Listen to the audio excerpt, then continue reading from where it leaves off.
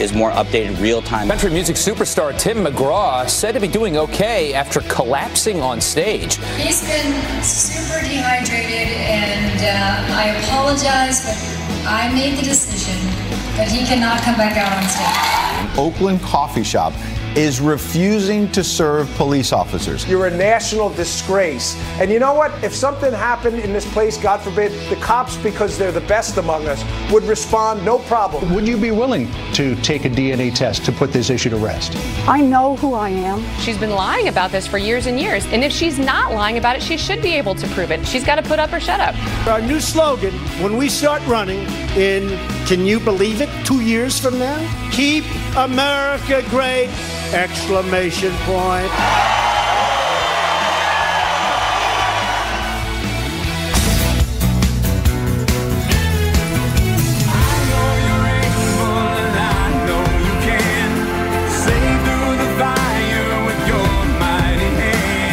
Well, you can see the band is set up. They're going to be performing for us in the 8 o'clock hour. We're talking about Mercy Me that you're listening to Even If.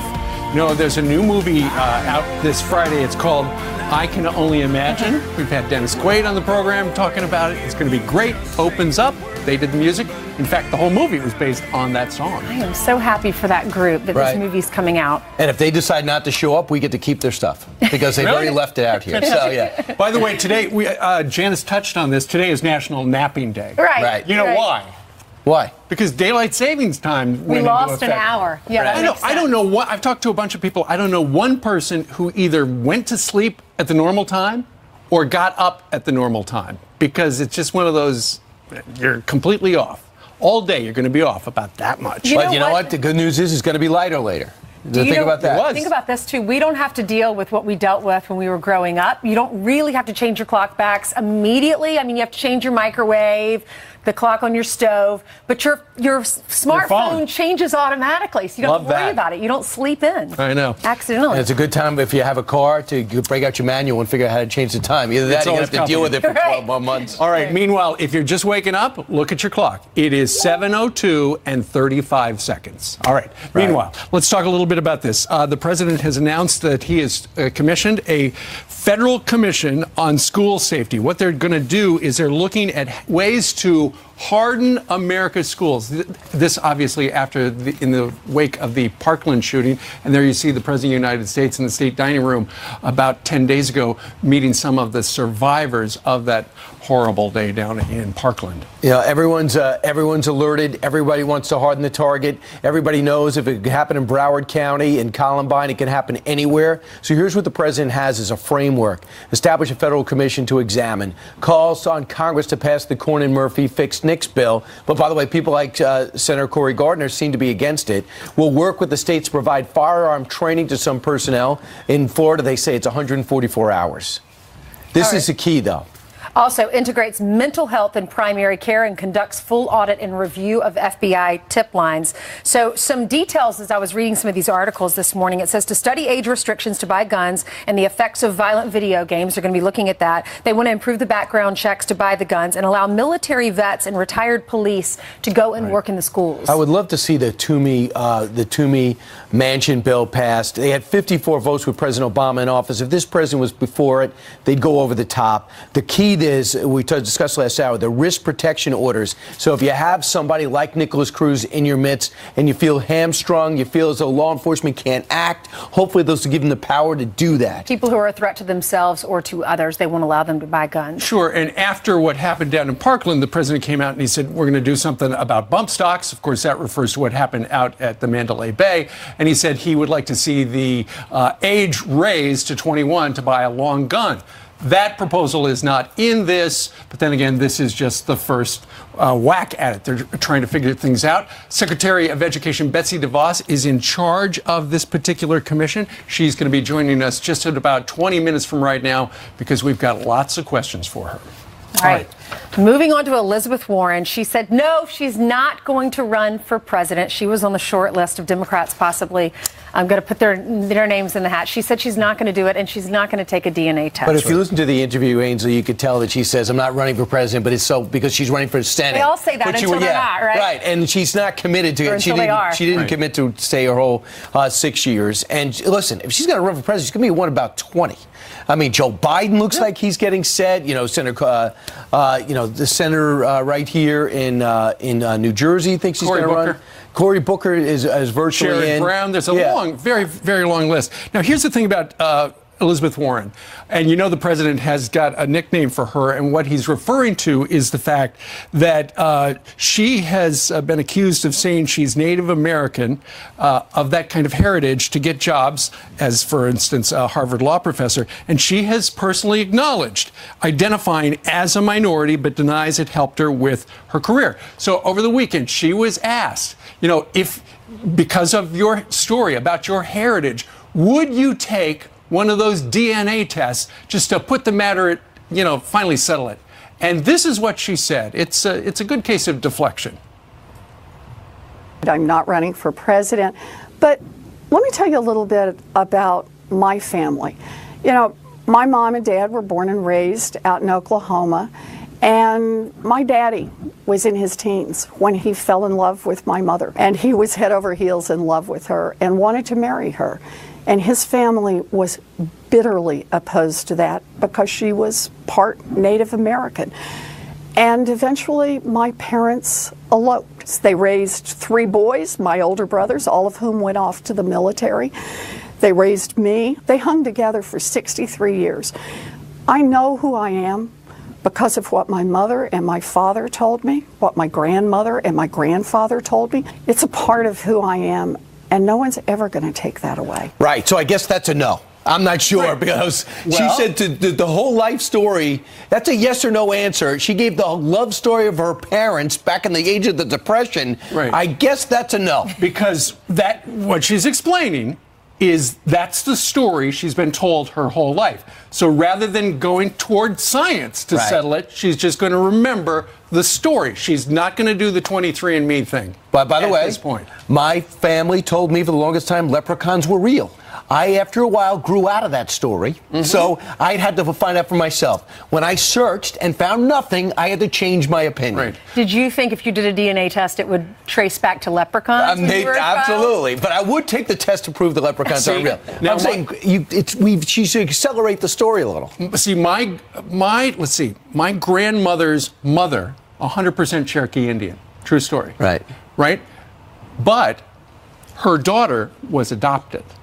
And so while there is 100% Cherokee blood in our family line, not in your grandmother was adopted. Not in my veins. That's right.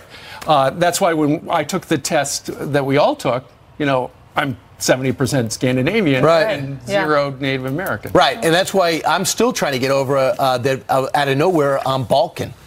So I mean that is not it. I go over my I'm every 5% day. Balkan. You got 5? I got 5%. like 25% Balkan. You think that was easy for me to handle? I had no idea. I thought it was Irish and Italian. You cut it with a knife. You were shocked. All right. President Trump was out and about. He was stumping in Pennsylvania. Moon Township. That's right. And he announced what his new slogan is going to be for 2020. Instead of Make America Great Again, it is Keep America Great. Listen to this. Our new slogan, when we start running in, can you believe it, 2 years from now, is going to be Keep America Great! Exclamation point. So rather than MAGA, we're going to go KAG, K-A-G. He must have, did he learn that from you? I think he does. Because Brian will read the teleprompter and say, question mark, exclamation point. So what do you think about the new slogan, Keep America Great? We got a tweet from Grace. MAGA equals Make America Great. Always is good. Is also that's not bad.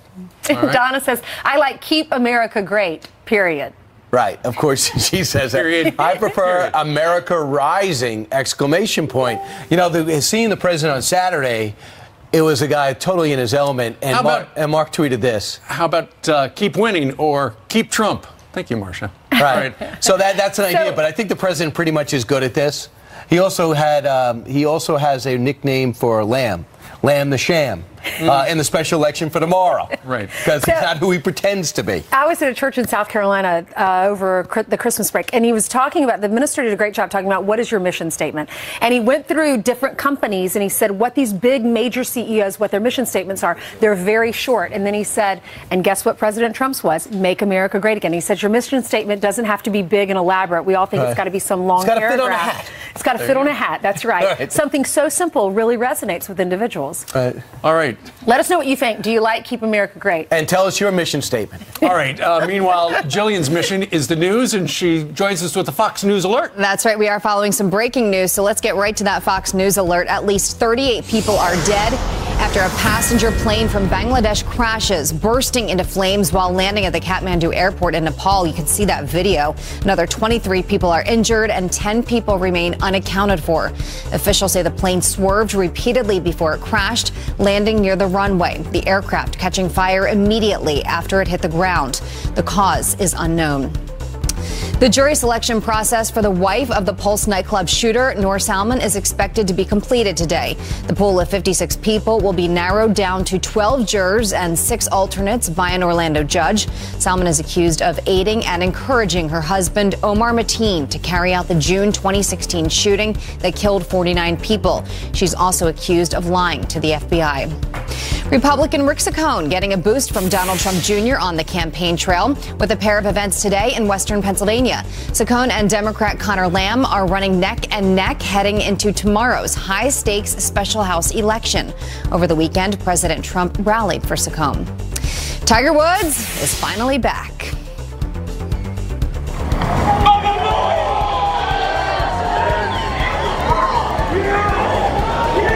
Are you serious? Are you serious? He makes it look so easy. One of the greatest to ever step on the links. Coming up just short in the Valspar Championship. Tiger finishing tied for second, 1 stroke behind first, despite that incredible 44-foot birdie putt. It was his best finish in nearly 5 years. Now he's got the Masters coming up in just 3 weeks. And Brian, you asked where that story was earlier this morning. Yeah. There it is. I delivered it just for you. At 42, Jillian, with fused vertebrae, do you think he's got? Look how fit he looked. I know. I mean, I think he's got a Is shot. this his best round since in years? surgery? Yeah. In years. I mean, I'm skeptical. I'm not going to lie. But I mean, put it this way: if you were promoting the Masters and you bought the Masters, you got to feel great. The Tiger's in the hunt. I know, and coming off a performance like that, right? I feel sorry for the guy who came in first. Hey. Why? Because we only took I know. Tiger. Doesn't matter. Paul Casey. His name is Paul Casey. But he was in the clubhouse when Tiger was trying to win. Thanks, Jillian. The Masters He's got right a around the 65 corner. final round. Yep. The minute cheese sandwiches, azaleas. You know how much those go for at the Masters? They've never changed the price, have they? $1.50. Yep. How much are the tickets, though? $1,000. That's a different story. All right. President Trump heads to California tomorrow as Governor Jerry Brown accuses him of going to war with his state. Isn't the president just making sure the law is followed? California Congressman Kevin McCarthy is going to weigh in on that coming up. And one jailhouse is rocking the vote. The state that's letting inmates cast their ballots from behind bars. Where is it? Well, I think that kind of gives it away. You'll never hear me complain, 'cause I got friends in low places where the whiskey. A Fox News alert now. The terrifying moment: a helicopter with 6 people on board plunges into New York's frigid East River last night. It was all caught on camera, as you can see. We have now learned all 5 passengers are dead. But the pilot got out alive. Robert Moses with our Fox affiliate in New York is live near the crash scene on the river with the very latest on the investigation. Robert? Good morning to you. The NTSB will be here to begin its investigation today. As you mentioned, the horrible moment of impact here on the East River was caught on tape. This private sightseeing helicopter owned by Liberty Helicopter Tours crashed about 11 minutes after departing Kearny, New Jersey. 6 people, including the pilot, were on board.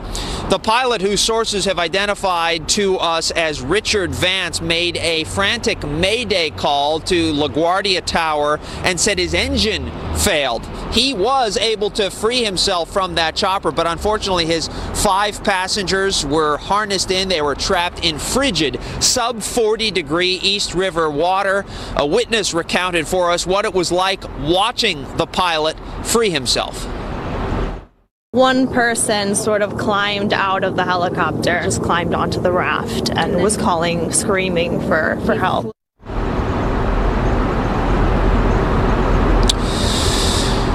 Again, so far police have not yet identified the 5 victims, but overnight we learned that 3 of the victims who had been taken to the hospital in critical condition had in fact died. So all 6 have now been accounted for, the pilot and then the 5 who unfortunately passed away. We're expecting an update from the NTSB at some point today. Back to you. Robert, I heard a story this morning that apparently they were doing a photo shoot and the doors were off. Do we know anything about that? We're hearing that as well, which would lend credence to the fact that they were harnessed in, and that's one of the things the fire commissioner, said complicated this, is because whenever the divers got to the chopper, all 5 of these passengers were harnessed in. Now, some of these helicopters are equipped with sharp, almost sharp knives that you can use to cut the harnesses. We don't know if this one had that. That will all be part of this investigation. All right, thanks, Robert Moses. Appreciate it. Thank you. All right. Think about the fear going through their minds. Just heart-wrenching. All right, 20 minutes after the hour, the Trump administration unveiling its plan to make our schools safer. Is it something both parties can get behind? Education Secretary Betsy DeVos is in charge of a big portion of it, and she joins us live. Plus, the House Minority Leader, Kevin McCarthy, is here. He joins us live on the Curvy Couch. Majority Leader. After the break. Majority Leader. Majority Leader. Did I say minority? The Majority Leader. Sorry, Kevin. Thank you. Here's some quick headlines for you. Chicago hosting its first jail-wide voting event. The group Chicago Votes says despite being detained, 94% of the prisoners in Cook County Jail were still eligible to cast their ballots. However, felons still don't have voting rights. And while many Americans are calling for more police presence in the schools, New York City is getting rid of them, and parents are outraged. The mayor, Bill de Blasio, implementing a new policy to have just patrols visit schools during the day instead of assigning them full time. An unarmed school safety agent will be stationed at public schools instead. Brian? All right, thanks, Ainsley. Tomorrow, President Trump heading to California to inspect border wall prototypes. The visit comes as the Justice Department sues the state over its sanctuary city policies. Democratic leaders there outraged. Now, the federal government ought to do its job and not blame California for its own inability to solve the problem. This is basically going to war against the state of California. But does the governor really reflect the views of Californians? Here to weigh in is House Majority Leader and California Congressman himself, Kevin McCarthy. What's your thought? I thought about you, too, last week as California battled our Attorney General, which is the country. Do they represent Californians when he says that we want to be a sanctuary state and everyone's welcome and ICE better back off and local authorities don't cooperate with federal authorities? No, not at all. The Californians believe in the Constitution, and this is what's so outrageous here. We are a rule of law country. They are breaking down the rule of law by creating a sanctuary city. If that's the point, take that issue away. Why doesn't counties and others say, okay, we're not going to uphold the Clean Air Act or the Endangered Species and just move forward? You can't produce this as the way they're going. And for Governor Brown to say that, Trump is on the side of the Constitution and uphold it. We've had this case before. It's kind of like in Arizona when we had this battle before with President Obama.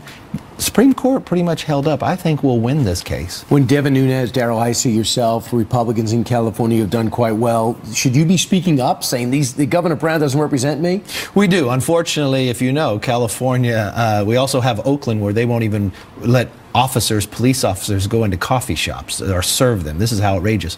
You had McClatchy News just give a headline about a week ago that Nancy Pelosi is the most conservative person running in her congressional district. So we have challenges in different parts.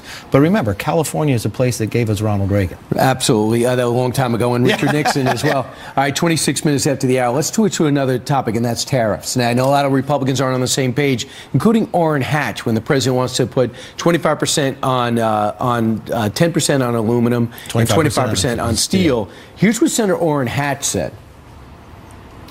I'm not happy with it because these tariffs are actually going to be a tax on the American citizens, and that's after we passed the tax bill.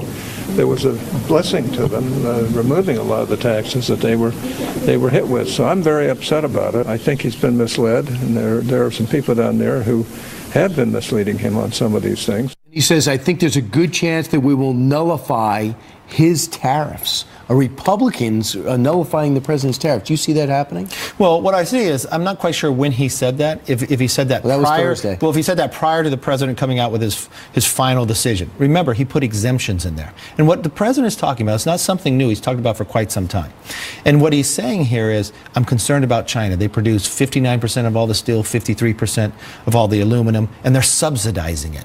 So what he did, he gave exemptions for Canada, for Mexico, for our allies. So what he's really focusing is trying to focus on China. And so I'm one who believes in free trade, but fair trade. I think there's a way that we can have both in this situation to really send a message to China, but I'd really like to look at the intellectual property of what China's been doing with the rest of the world as well. I think that's a place that this will sustain itself. So if a Republican Senate push to nullify the tariffs, well, you do not support that? I do not think that would even pass. This is in Section 232. You'd have to have both committees, the House and the Senate, pass it. If it gets vetoed by the president, it'd have to be override. I don't think that's going to happen. Tim Murphy, with some personal problems, had to vacate his seat. There's a special election tomorrow between Rick Saccone and Connor Lamb, a Marine. The president got a wild rally, very reminiscent of 2016. He reportedly, according to Axios, is not too high on Rick Saccone as a candidate. Where do you stand? Why is it so close? I mean, Tim Murphy didn't even have an opponent when he ran last time. Murphy's had other competitive races there. The worst thing that's going to happen here is, you know what happened in Pennsylvania? They did a political maneuver. This was under Barack Obama came in, tried to sue. They changed all these district lines. I hope the Supreme Court doesn't let that uphold, because whoever wins this race will no longer have a seat.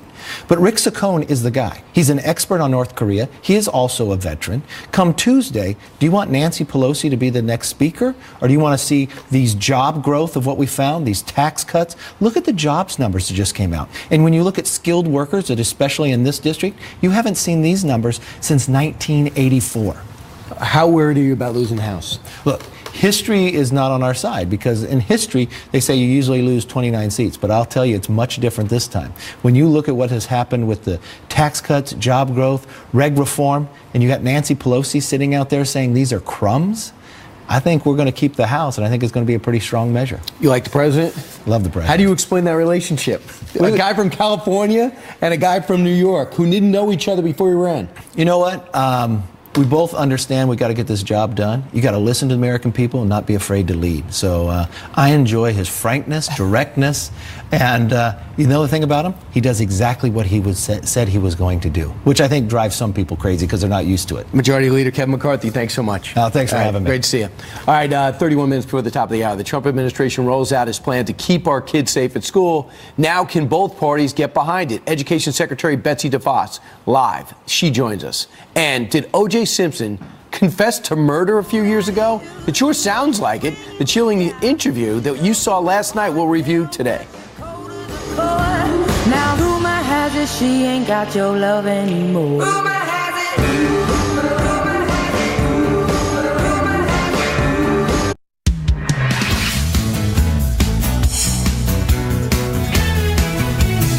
We're going to do very strong background checks. Very strong. We've got to do background checks. If we see a sicko, I don't want him having a gun. And fellas, we can't do it anymore. So there you've got the President of the United States a couple of weeks ago talking about school safety. Betsy DeVos is our U.S. Secretary of Education. She's also heading up the President's Federal Commission on School Safety. She joins us from our nation's capital. Madam Secretary, we've been going through some of the things on the agenda that the President and the White House would like to get done. But ultimately, it sounds like the ultimate goal would be to harden the schools. Would that be accurate? Well, Steve, that's one of the opportunities we have and one of the responsibilities we have, frankly. We have many other venues in our country that are kept safe, and schools have to be a part of that equation as well.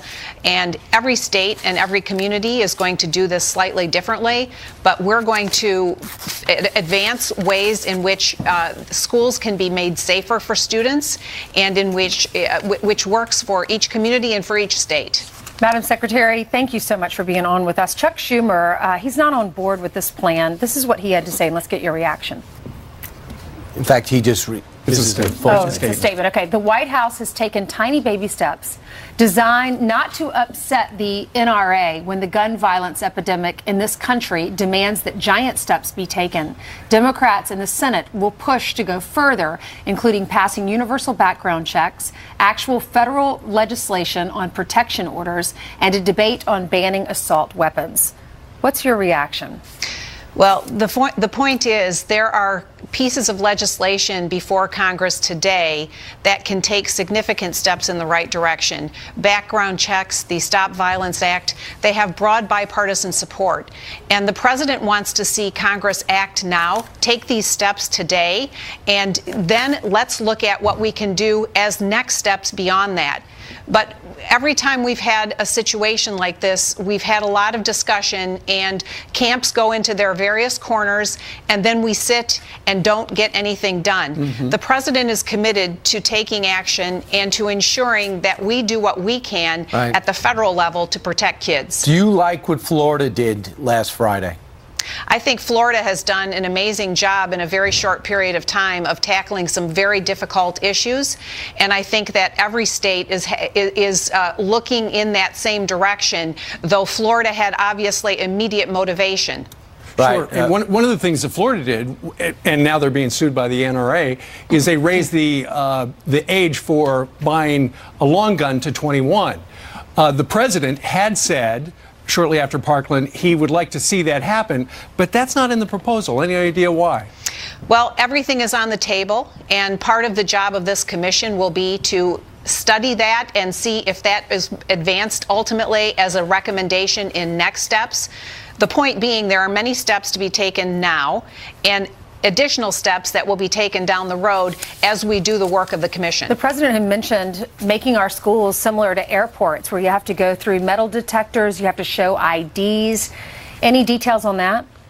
Well, you know, some schools actually do that today, and perhaps for some communities, for some cities, for some states, that will be appropriate. There's not going to be a one-size-fits-all solution to this issue and this problem. There are going to be many different solutions, and one of the things the commission has been charged to do is to really do an inventory and raise up all of the best practices across the country, because some communities are getting it really right. If I'm governor, I'd like to do it myself. I mean, Governor Scott was not waiting for anything from Washington. That's probably what you should do. But I want us to switch to something else that really is the hallmark of your secretaryship, if that's a word, and that is giving kids a school, give choice, vouchers for kids to be able to go to schools, some of which are excellent schools and out of schools that might be failing. The Huffington Post says school choice is a lie that harms us all. What don't they understand that you do?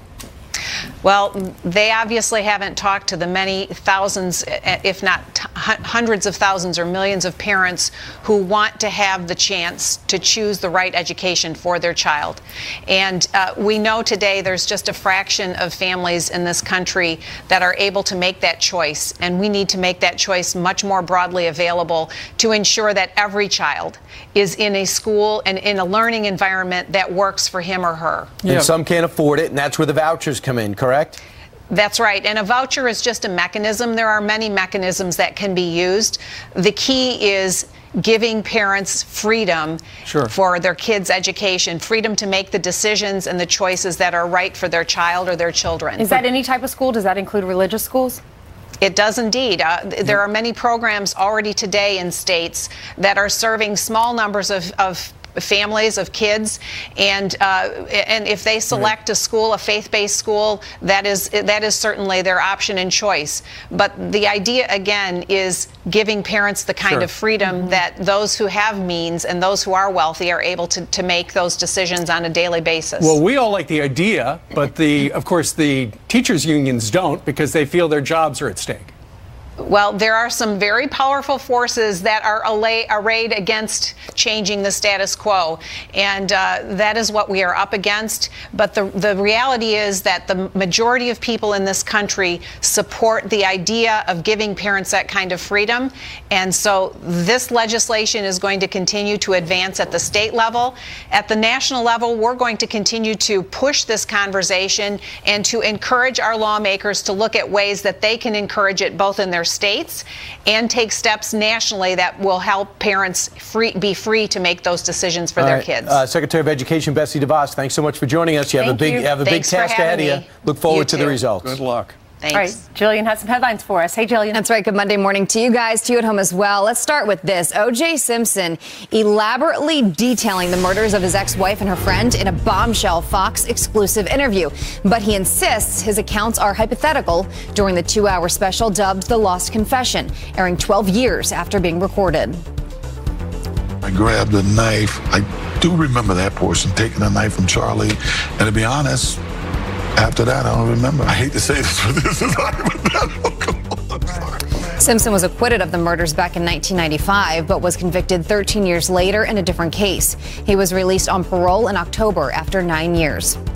ICE on the hunt right now for an illegal immigrant tied to this deadly crash after the sanctuary city of Denver let him walk free. Denver police releasing Ivan Zamaripa Castaneda on $2,500 bond. The sheriff's office says they are issuing an internal review as to why officers released him nearly 2 hours before notifying the feds. He's facing vehicular homicide charges. Stanford University reversing course, now approving these T-shirts for college Republicans with an American flag logo. The school making national headlines when it first denied the group's design. We told you about this last week, claiming the school does not approve the use of any flag on items featuring the school's trademarks, which includes the Stanford name. In an email to the College Fix, Stanford says they'll be reviewing the policy on using flags over the coming weeks. That's a look at your headlines. I will send it back to you. That was a good idea on their part. Yes. All right, the flag. Thank you, Jillian. All right, it is 18 minutes before the top of the hour. Janice Dean is outside. And Janice, it is the calm before the storm again. It is, yes. New York City, I'm hoping we're not going to get the big brunt of the storm, but we'll wait and see. My friends here from Texas, whereabouts in Texas? Lubbock, Texas. Okay, and your names? Casey. Vance. And Debbie. Tell me a little bit about your town. If people were to go see Lubbock, Texas, what's the highlight? Well, Lubbock, Texas is the birthplace of Buddy Holly, and Texas Tech. So I like it. Real quick, if we go to the maps, I'll just show you the potential of this nor'easter that's moving across the mid-Atlantic. Going to come off the coast. We think this is going to be a New England event, but there are your winter storm watches and warnings, and certainly overnight tonight and tomorrow. That's where we're going to be watching. All right, thank you, Texas, for coming. Wave to everyone at home, Lubbock, Texas. We love you, Lubbock, Texas. There you go. And Steve, Ainsley, and Brian, back to you. Thank you, All right. Janice. Thank you very much. Not just the weather, but also a lesson in Lubbock. Right, absolutely. All things are good in Texas. 18 minutes before the top of the hour, still ahead. In God we trust. Back in our schools. Details coming up straight ahead. Plus, the left-leaning media calling to get rid of ICE. Is this really what Democrats are going to run on in 2020? We're going to debate that next. When the mama sang us to sleep, but now we're stressed out. Wish we could turn back time to the good old days. When the mama sang us to sleep. The left-leaning publication The Nation making a bold statement by publishing this headline a couple of days ago. It's time to abolish ICE. MSNBC host Chris Hayes tweeting out the article, writing, "This is a growing position on the left, and I imagine 2020 Democratic presidential aspirants will have to grapple with it." So is this really what Democrats should run on in 2020. Here with a little debate, we've got Democratic strategist Antoine C. Wright. He's at the left of your screen appropriately. And the chairman of the American Conservative Union, CPAC, Matt Schlapp, joins us. Good morning, guys. Thanks for joining us today. Good morning. Okay, Antoine, you're first. You don't think it's a good idea to get rid of ICE, do you? Well, I think it's very funny that people are making assumptions about what Democrats are going to talk about in 2020 when I think it's just absolutely insane. The Democrats I know are so laser focused on what's going on in 2018 and what's going on right now. And the issue at hand right now for most Democrats is how do we fix a very broken immigration system in this country in totality. So what Democrats I know want to do is they want to do what 70% of the American people want. They want a long-term comprehensive immigration reform package that will deal with DACA, that will protect dreamers, and that will not be a patchwork job, and also protecting our borders. Of course, Matt Schlapp, you think it would be great if the Democrats adopted, let's get rid of ICE and continue with the sanctuary city line going into 2020? Yeah, from the nation's pen to God's ears. I think this would be great if the Democrats would actually, I guess I shouldn't say God's ears, but maybe the head of the DNC's ears. I think it'd be great if the Democrats would run on this. I think it's honest. I have to give them credit for being honest. They believe in sanctuary cities. They don't want to fix the immigration system. They want to give amnesty to absolutely everybody who's here illegally. That's ridiculous, Matt, and you know it.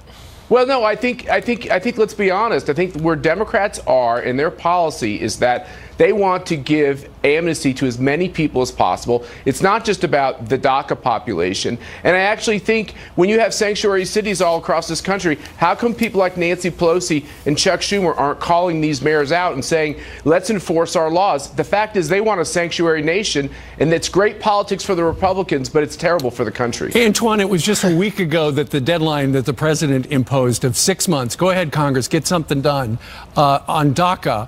It passed. And the Democratic leaders in the House and the Senate, they were missing in action on this thing. Well, that's almost not true. In fact, which part is not true? My memory serves me correctly. There were several bipartisan proposals per the president's request that came to him, and he rejected both of them. Also, keep in mind that this Congress, both the House and the Senate, is controlled by Republicans. So, if Republicans really want to do something on this issue of fixing a broken immigration reform, why not work across the aisle with Democrats to get it done? Because immigration should not be a partisan issue. It should be a bipartisan issue. And Matt, exit question. I remember when Barack Obama had a supermajority close to it in the U.S. Senate, he could have done something about comprehensive immigration and did nothing. That's right. No, but that's not true. true. He had a super majority in the Senate, and true. He had a big majority in the House, and he could have done anything he wanted on this topic. And he got a lot of criticism from the base of his party. They called him the deporter in chief. He refused to do anything on immigration reform. Democrats love this issue when they don't have the power. When they have the power, they like just to play politics with it. We ought to fix it. I'm all for fixing it. I'm all for what the president's trying to do. Matt, if my memory serves me correctly, it was, I think, the Gang of Six or Gang of 8 that wanted to do something to fix a broken immigration system in a comprehensive way, and it was the Republicans who said no. No, they were working with the president. That was a bipartisan effort. No, I think I don't know where your memory is, but I do remember that Republicans were willing to sit down and talk. But the House has the ability to pass the bill they want to. Sorry about that. All right. Well, let's see if anything gets done. Antoine C. Wright and Matt Schlapp, a great conversation, fellas. Thank you very much for joining us. Good morning. All right. So what do you think about that? Email us, friends@foxnews.com. Meanwhile, we've been telling you about this story. An Oakland, California coffee shop refuses to serve uniformed police officers. And it's not just one rogue employee, it's their policy. Up next, a retired police officer with a plan to do something about that coffee shop.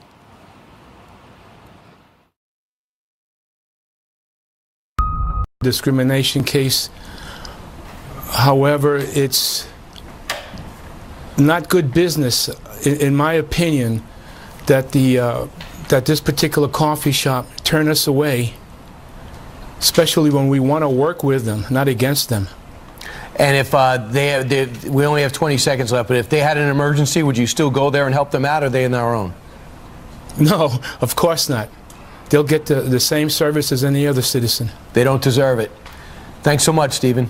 Thank you, Stephen. Thank you.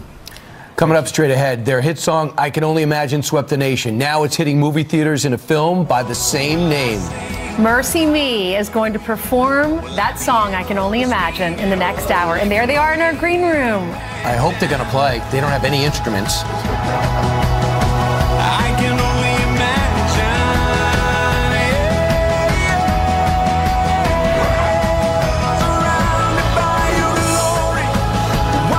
Discrimination case. However, it's not good business, in my opinion, that that this particular coffee shop turned us away, especially when we want to work with them, not against them. And if we only have 20 seconds left, but if they had an emergency, would you still go there and help them out, or are they in their own? No, of course not. They'll get the same service as any other citizen. They don't deserve it. Thanks so much, Stephen. Thank you, Stephen. Thank you. Coming up straight ahead, their hit song, I Can Only Imagine, swept the nation. Now it's hitting movie theaters in a film by the same name. Mercy Me is going to perform that song, I Can Only Imagine, in the next hour. And there they are in our green room. I hope they're going to play. They don't have any instruments.